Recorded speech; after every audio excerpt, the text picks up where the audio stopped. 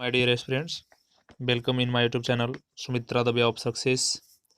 मैं गौतम सर आप सभी को अपने इस बीपीएससी महासंग्राम के क्लास में आप सभी का स्वागत करता हूं।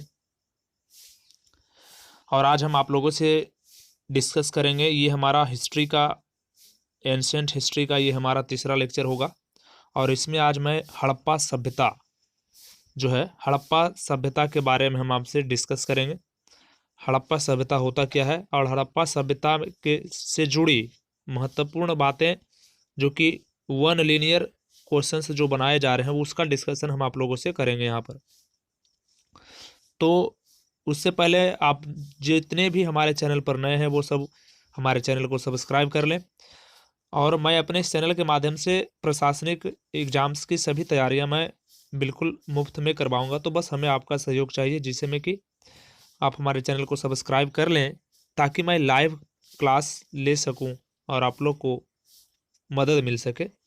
तो चलिए क्वेश्चन पर चलते हैं डायरेक्ट कि हड़प्पा सभ्यता का सर्वाधिक मान्यता प्राप्त काल क्या है, यानी वो कौन सा साल है, वो कौन सा ईयर का पीरियड है जिसको सबसे ज़्यादा लोग हड़प्पा सभ्यता के अंतर्गत मानते हैं।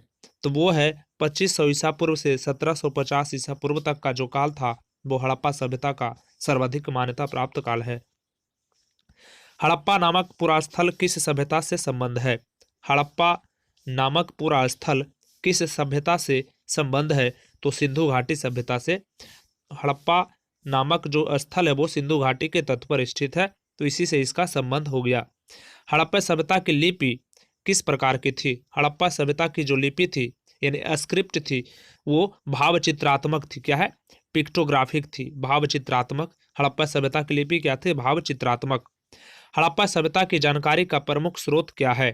हड़प्पा सभ्यता की जानकारी का प्रमुख स्रोत जो है वो पुरातात्विक खुदाई में जो सामान प्राप्त हुए हैं वही एकमात्र हड़प्पा सभ्यता की जानकारी का प्रमुख स्रोत है।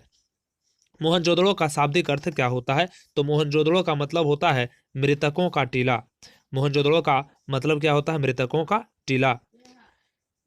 सिंधु सभ्यता किससे संबंधित है? सिंधु सभ्यता आदि ऐतिहासिक युग से संबंधित है। सिंधु सभ्यता किससे संबंधित है? सिंधु सभ्यता संबंधित है आदि ऐतिहासिक युग से। इसके बाद मूर्ति पूजा का आरंभ कब से माना जाता है? मूर्ति पूजा का आरंभ कब से माना जाता है? तो पूर्व आर्य काल से, यानी आर्यों के पूर्व से जो है मूर्ति पूजा का आरंभ हो चुका था और मूर्ति पूजा का आरंभ पूर्व आर्य काल से माना जाता है।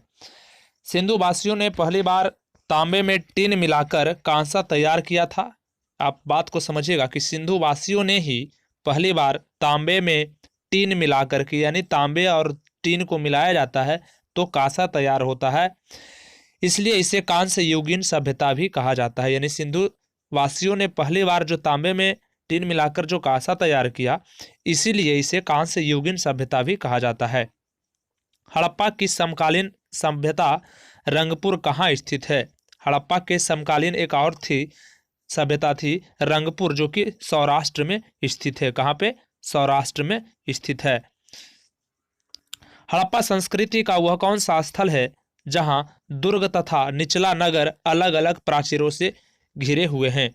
तो हड़प्पा संस्कृति का वह जहां पर स्थल जो दुर्ग था तथा निचला किला, जो नगर जो कहते थे, भी उसको किला भी कहते थे, वो अलग अलग प्राचीरों से घिरे हुए थे, वो कालीबंगन में स्थित है।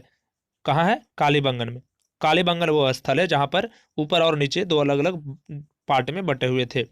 मोहनजोदड़ो एवं हड़प्पा सभ्यता की पुरातात्विक खुदाई किसके द्वारा की गई थी? तो सर जॉन मार्शल द्वारा।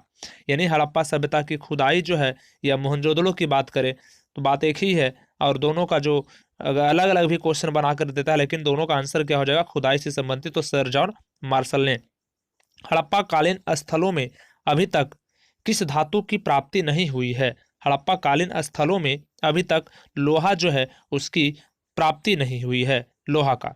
सिंधु घाटी के लोग किसकी पूजा करते थे? तो सिंधु घाटी के लोग मातृ देवी की पूजा करते थे। सिंधु घाटी के लोग मातृ देवी की पूजा करते थे। उत्खनित प्रमाणों के अनुसार सिंधु सभ्यता का स्थल जो बनावली हरियाणा में पड़ता है, बनावली कहाँ है? हरियाणा में है।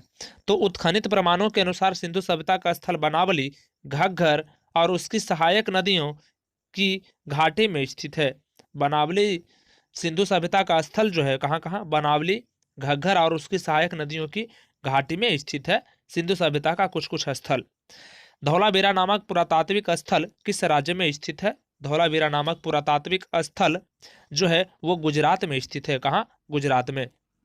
हड़प्पा संस्कृति के संदर्भ में शैलकृत स्थापत्य, गॉट इट, हड़प्पा संस्कृति के संदर्भ में शैलकृत स्थापत्य के प्रमाण कहाँ से प्राप्त हुए हैं? तो धौलावीरा से। हड़प्पा संस्कृति के संदर्भ में शैलकृत स्थापत्य, जो पत्थर से बनाया हुआ जो स्थापत्य होते हैं, वो धौलावीरा में स्थित है। इस बात है कि हड़प्पा कालीन मुहरों का सर्वाधिक प्रचलित आकार कैसा है? ध्यान दीजिएगा कि हड़प्पा कालीन मुहरों का सर्वाधिक आकार कैसा है? तो हड़प्पा कालीन मुहरों का सर्वाधिक प्रचलित आकार वर्गाकार है। कैसा है? वर्गाकार है। तो हड़प्पा कालीन मुहरों का सर्वाधिक प्रचलित आकार कैसा है? वर्गाकार है। हड़प्पा संस्कृति की मुहरों पर घोड़े का अंकन अभी तक नहीं मिला है। याद रखिएगा कि हड़प्पा संस्कृति की जो मुहरों थी उस पर अभी घोड़े का अंकन का प्रमाण नहीं मिला है। आधुनिक देवनागरी लिपि का प्राचीन रूप भी क्या है? जो आधुनिक में देवनागरी लिपि है वर्तमान में, उसका प्राचीन रूप क्या है? वो ब्राह्मी लिपि थी। क्या है? ब्राह्मी लिपि। जो अभी का देवनागरी और पहले का ब्राह्मी इक्वल था। विश्व में सबसे पहले कपास की खेती का आरंभ कहाँ की गई थी? तो विश्व में सबसे पहले कपास की खेती का आरंभ जो है वो भारत में ही हुआ था। कहाँ पे? भारत में ही हुआ था। सैंधव सभ्यता की समकालीन मिस्र की सभ्यता, जो सैंधव सभ्यता के समकालीन एक और मिस्र की सभ्यता भी थी, जो वो नील नदी के तट पर विकसित हुई थी। जो ये सैंधव सभ्यता सिंधु घाटी के तट पर और ये मिस्र की सभ्यता नील नदी के तट पर विकसित हुई। सिंधु घाटी सभ्यता से संबंधित वृषभ मुद्रा किस पुरातात्विक स्थान से प्राप्त हुई थी?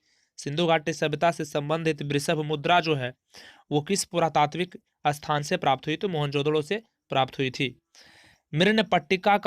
मृणपट्टिका पर उत्कीर्ण सिंह युक्त देवता की मुहर कहाँ से प्राप्त हुई है? मृणपट्टिका पर उत्कीर्ण सिंह युक्त देवता की मुहर कहाँ से प्राप्त हुई है?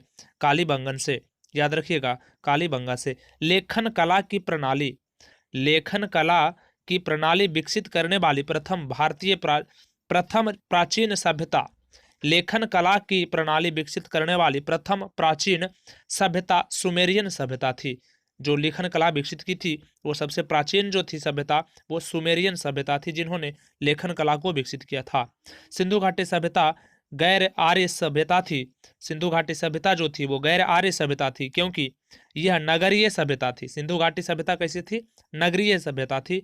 आपको ध्यान रखना है कि सिंधु घाटी सभ्यता नगरीय सभ्यता थी, जबकि आर्य मुख्यतः कृषि पर आश्रित थे। आर्य जो थे वो उनका मुख्य व्यवसाय कृषि था। सिंधु घाटी सभ्यता को आर्यों से पूर्व की सभ्यता रखे जाने का महत्वपूर्ण कारक क्या है? यानी सिंधु घाटी सभ्यता को आर्यों से पूर्व की सभ्यता क्यों कहा जाता है? क्योंकि वहां पर मृदभांड पहले का था और मृदभांड आर्यों से पूर्व की सभ्यता यानी सिंधु सभ्यता में मिलता है, लेकिन आर्य सभ्यता के समय में नहीं मिलता है मृदभांड। भारत में किस प्रकार की मृदभांड द्वितीय नगरीकरण के प्रारंभ के प्रतीक माने गए?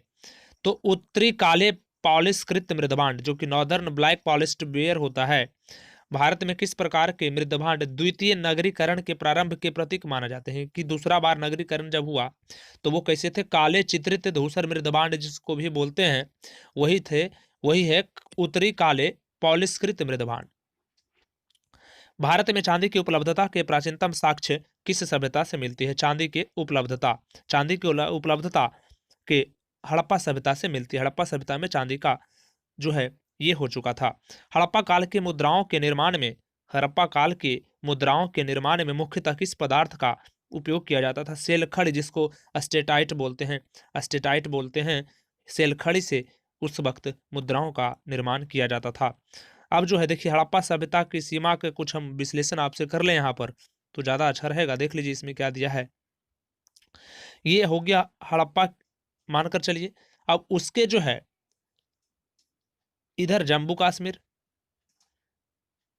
उसके बाद आपका पूरब में हो गया इसका उत्तर आलमगीरपुर था, इधर मांडा जो जम्मू में है, और इसकी जो पश्चिम में जो सीमा थी सुतकांगेंडोर, और दक्षिण में जो है दैमाबाद, दैमाबाद जो कि महाराष्ट्र में पड़ता है, आलमगीरपुर जो कि उत्तर प्रदेश में पड़ता है, और इसके पश्चिम में बलूचिस्तान पाकिस्तान जो सुतकांगेंडोर था वो पड़ता है, और पूरब में उत्तर में जो है जम्मू कश्मीर, यानी अगर यूं कहा जाए कि इसका सीमा स्थल क्या है, तो उत्तर में जम्मू कश्मीर मांडा, उत्तर में मांडा, दक्षिण में दैमाबाद, पूर्व में आलमगीरपुर, और पश्चिम में सुतकांगेडोर तक हड़प्पा सभ्यता की सीमा स्थित है।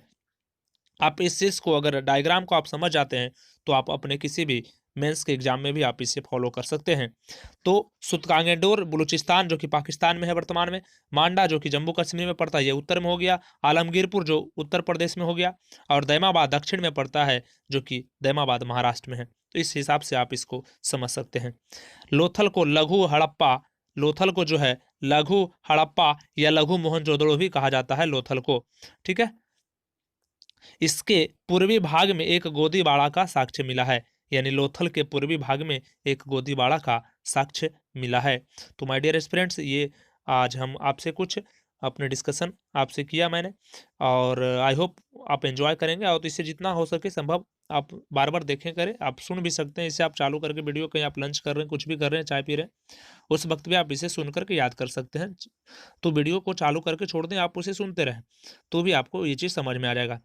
तो दूसरी चीज़, और आप फटाफट इसे शेयर करें और लोगों के बीच अपने लोगों को बताएं, ताकि वो भी घर बैठे फ़ायदा उठा सकते हैं। और मैं छोटे छोटे क्लास इसी प्रकार से आपके लिए लेकर के आ रहा हूँ जल्द जल्द।